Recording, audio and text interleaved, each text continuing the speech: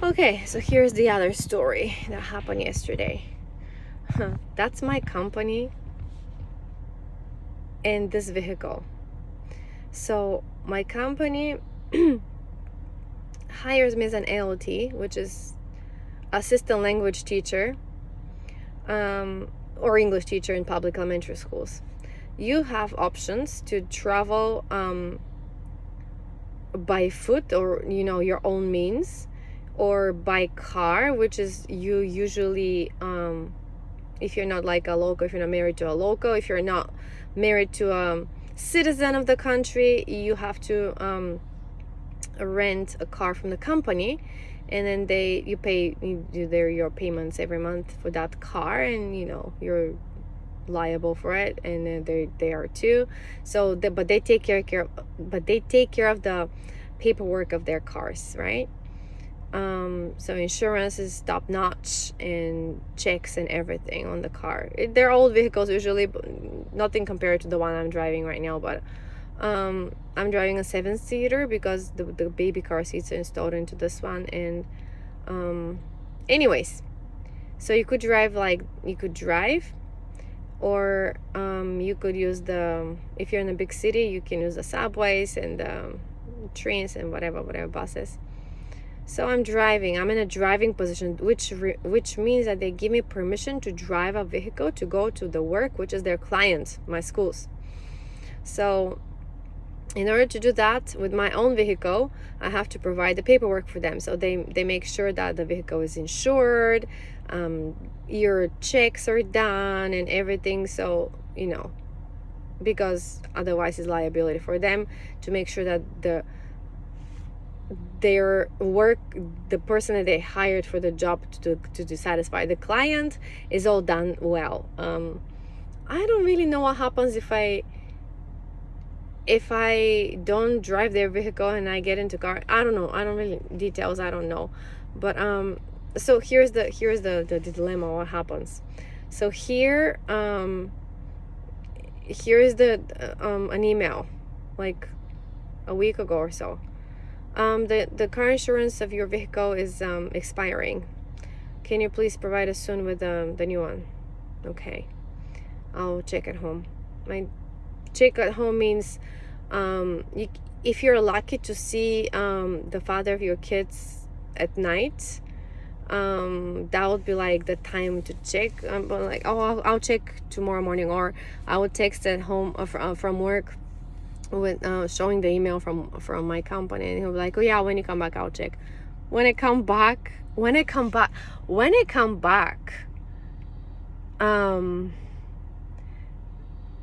never mind, I don't even want to, whatever.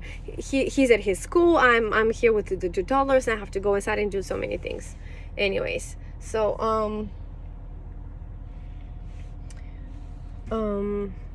anyways, can you give me a few more minutes, please?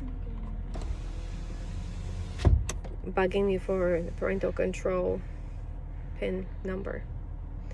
Anyway, so that's that.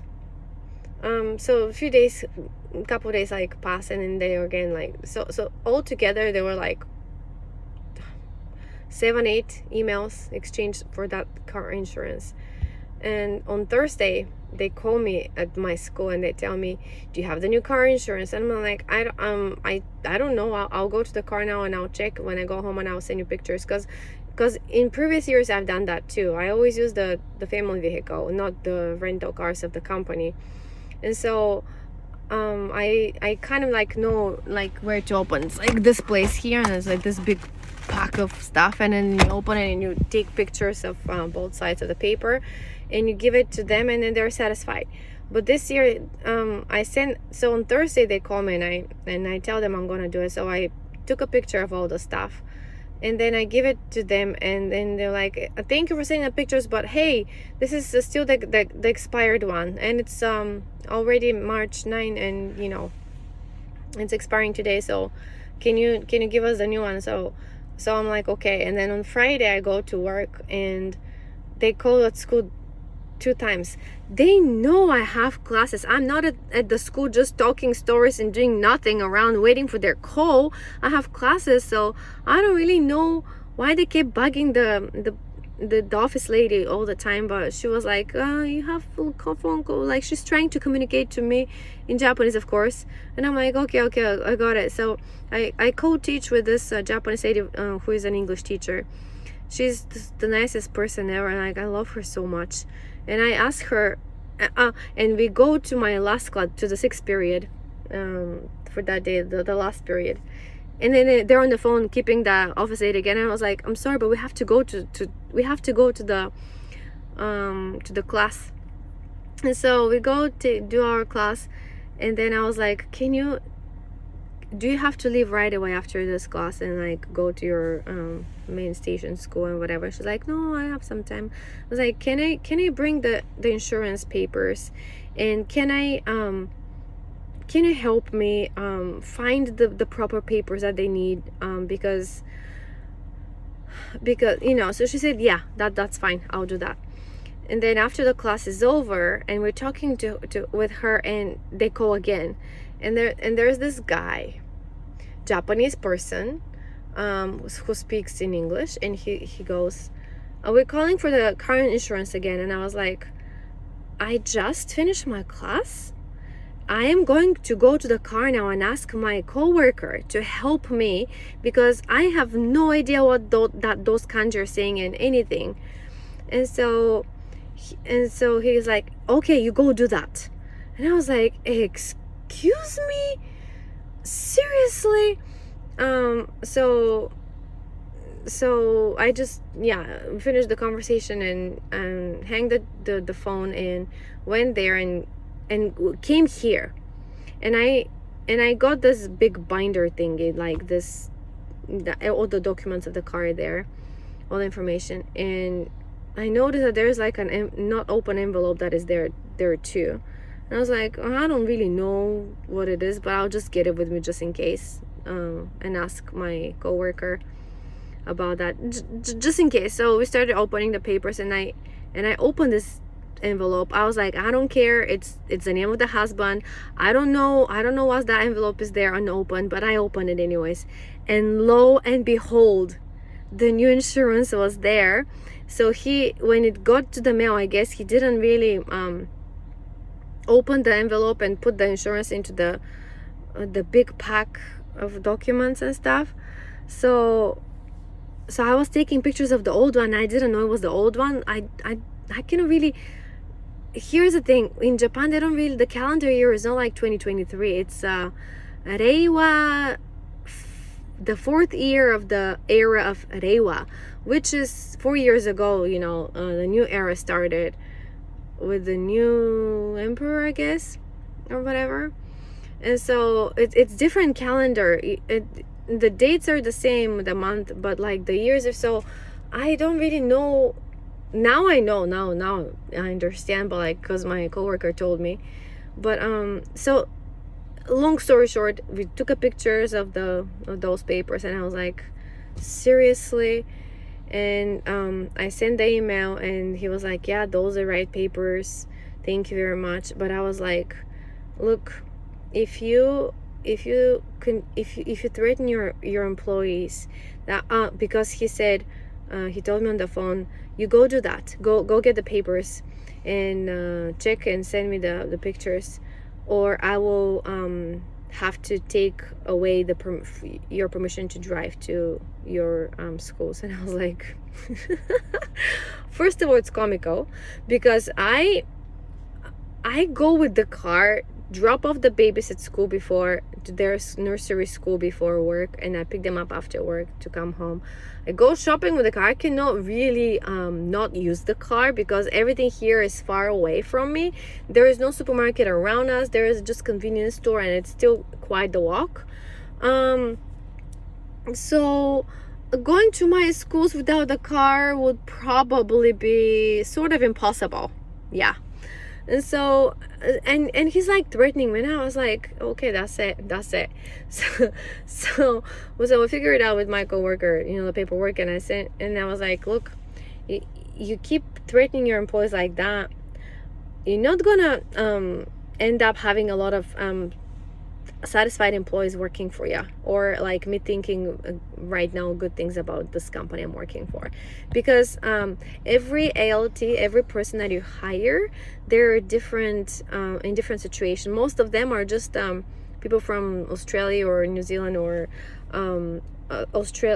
America or Canada, that are just like finished college, so they just want to have experience of like living independence or whatever. They're not like looking for coming here to establish their life and like marry a local and like stay here. And like in my situation, I was already married when I came here.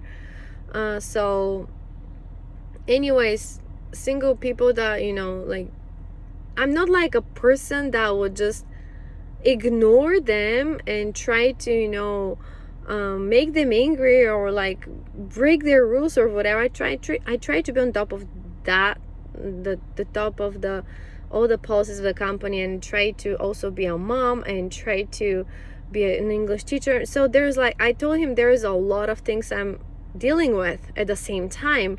So you have to understand that right now this thing was, first of all, I don't understand Japanese, so I don't really know the paperwork there. I was told this is what you take picture of, and that's what they need from my husband, and that's it. And then I didn't know that there was an unopened envelope that with the new insurance right there. I had no idea about that either. It's just something like this little voice told me, take that with you just in case to school and show it to your coworkers, or she might help you. I just took it because of this little voice. And otherwise, I wonder if I didn't take that envelope that was there in the car, she would be like, oh yeah, it's expired, you don't have the new one. And I'll be panicking even more. It's just so ridiculous. Those ridiculous situations are teaching me very good things. And so I told him like, yeah, you don't have to threaten your employees like that. It's like, that's why they lose their employees so easily, because they're just not like, if it's something about the AOT to like them doing something for us, never, no, you're on your own.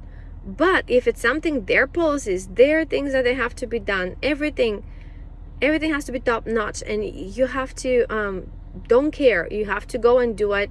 You take a day off and an unpaid holiday, whatever. So they don't really, I didn't feel yesterday that they really cared, and they don't know your situation, they don't care about the situation, they just are doing their job. And so yeah, I reminded him that, and he goes, yeah, this is the paperwork we need, thank you very much, I'm actually really happy and glad that you have it, and I'm sorry if I made you feel uncomfortable or what was the word he said. Anyways, I was like, are you freaking kidding me? Like, it's just like, I just wrote that's fine, I understand.